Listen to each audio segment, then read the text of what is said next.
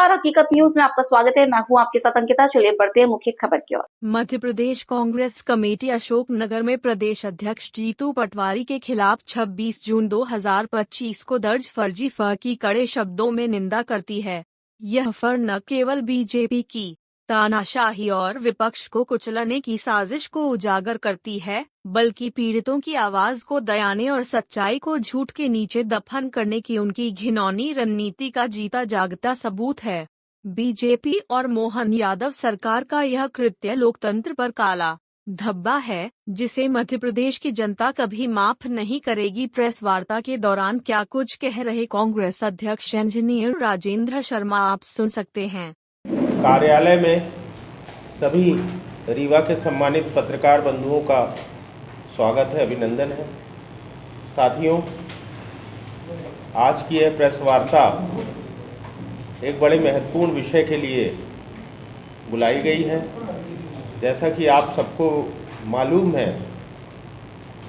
कि हमारे मध्य प्रदेश में जो विपक्ष की पार्टी है और उसके प्रदेश अध्यक्ष सम्मानित जीतू पटवारी जी के ऊपर भारतीय जनता पार्टी के द्वारा 26 जून को भारतीय जनता पार्टी के दबाव में प्रशासन द्वारा उनके खिलाफ 26 जून को एक एफआईआर दर्ज की। मामला है अशोकनगर जिले का।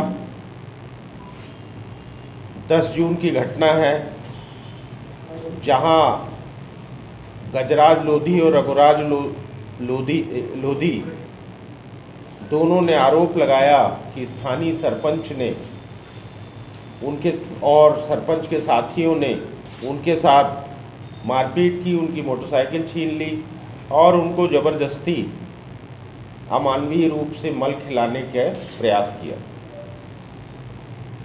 11 जून को पत्रिका अखबार में यह मामला प्रकाशित भी होता है और मध्य प्रदेश में चर्चा का विषय बनता है। पीड़ित लोधी जो परिवार था वो कलेक्टर अशोकनगर को जन सुनवाई के दौरान इसकी जन सुनवाई में शिकायत भी करता है और फिर अचानक से ये मामला एक नया रूप लेता है। 25 जून को पीड़ित ओरछा में मध्य प्रदेश में के जो कांग्रेस पार्टी के अध्यक्ष हैं जीतू पटवारी जी, उनसे मिलते हैं और मिल के उनसे अपनी बात रखते हैं। जीतू पटवारी जी एक जिम्मेदार विपक्ष के नेता होने के नाते और एक संवेदनशील व्यक्ति होने के नाते तुरंत कलेक्टर अशोकनगर से फ़ोन पे बात करते हैं। कलेक्टर अशोकनगर उनके सामने इस बात को स्वीकार भी करते हैं कि यह मामला जन सुनवाई के दौरान उनके पास आया था और जीतू पटवारी पीड़ित के बयान का और कलेक्टर से चर्चा का वीडियो विधिवत मीडिया में जारी भी करते हैं, सोशल मीडिया में जारी करते हैं। भारतीय जनता पार्टी की सरकार का जो चरित्र है उसके अनुरूप तुरंत बीजेपी की सरकार के दबाव में अशोकनगर का जो प्रशासन है वो 26 जून को जीतू पटवारी के खिलाफ एफआईआर दर्ज कर देता है और एफआईआर दर्ज करता है धार्मिक भावना भड़काना और गलत खबर को प्रकाशित करना, इन सब बातों को लेकर करता है, झूठे आरोप लगाता है। यह भारतीय जनता पार्टी के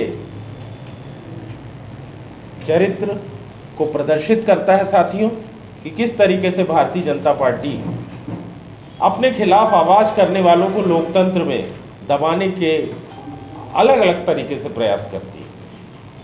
अगर कोई किसी के यहाँ ईडी भेजती है तो किसी को इनकम टैक्स से सम्मान करती है, तो अब यहाँ तो हद ही हो गई जब आप प्रमुख विपक्षी पार्टी के प्रदेश अध्यक्ष के खिलाफ एफआईआर ही दर्ज कर रहे हैं।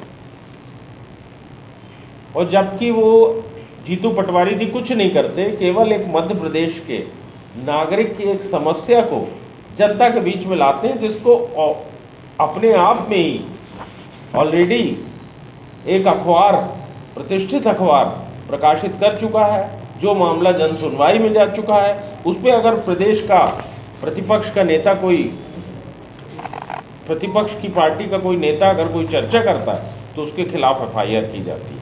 इसमें हमारा कांग्रेस पार्टी का कहना है कि वहाँ के पुलिस प्रशासन की भूमिका संदिग्ध है, क्योंकि जब 26 जून को वो एफआईआर करता है तो मामला क्या होता है कि वो जाके शिकायत कर रहा है, उसको दबाव देकर और किस तरीके से उसी व्यक्ति का, गजराज लोधी का, किस तरीके से बयान बदलवाया गया, किस तरीके से उससे दबाव में नया स्टेटमेंट दिलाया गया और क्या भूमिका उसमें प्रशासन की थी और क्या भूमिका उसमें पुलिस की थी, हम चाहते हैं इसकी जांच हो।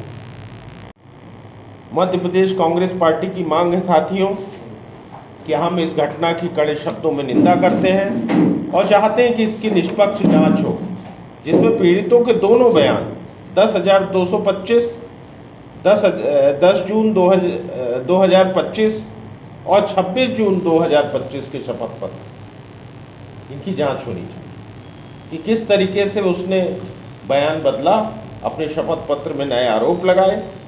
जीतू पटवारी जी के ऊपर जो एफआईआर हो उसे रद्द की जाना चाहिए और जो भी इसके जिम्मेदार अधिकारी हैं इस एफआईआर को दर्ज करने के लिए और जो इस पर प्रशासन की ओर से दबाव बनाने का जिन्होंने काम किया उनके खिलाफ जांच की जानी चाहिए और उनको दंडित किया जाना चाहिए।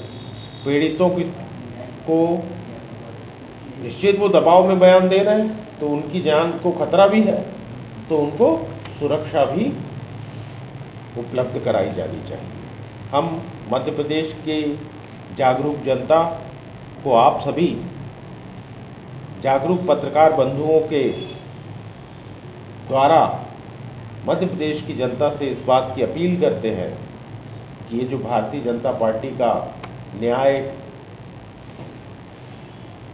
के खिलाफ षड्यंत्र करने का जो चरित्र है इसको पहचाने, इसके खिलाफ जनता आवाज़ बुलंद करे और कांग्रेस पार्टी की आवाज़ को मदद करें और सहयोग दें। साथियों, ये बीजेपी का जो तानाशाही और दमनकारी चरित्र है ये जनता के बीच में आना चाहिए। ये जनता को पता लगना चाहिए कि किस तरीके से बीजेपी तानाशाही और दमनकारी तरीकों से मध्य प्रदेश की सरकार यहाँ काम कर रही है।